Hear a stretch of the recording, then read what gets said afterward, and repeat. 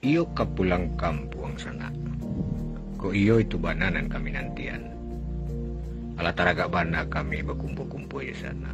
Baca dituken kemari berbagi pengalaman. Namun sana kami di kampung sedang rusuh. Pagi tadi kami dapat kabar buruk.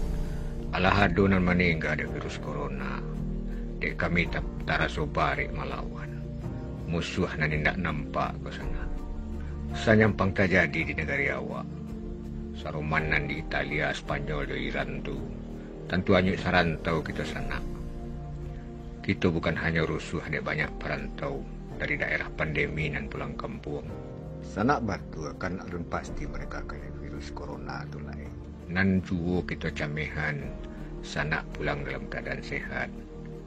Tapi dek barami-rami di perjalanan dari kampung, mungkin saja akhirnya kena ibu. Sabanaka ibu hati kami. Kalau saruman itu kejadiannya, kok boleh meminta ndak usahlah sanak pulang dalam keadaan saruman itu. Namun kok kareh juo hati sana nak pulang, ndak tatagah dek kami. Iko kan juga kampung sana, bukan cuma kampung kami.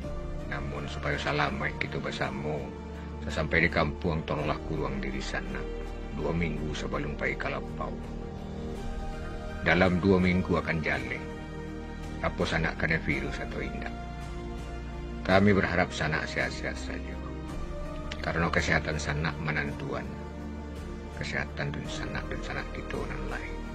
Jangan lupa sanak. Mari kita sama-sama berdoa kepada Allah Ta'ala. Mudah-mudahan kita sadonya dilindungi dari wabah saruman.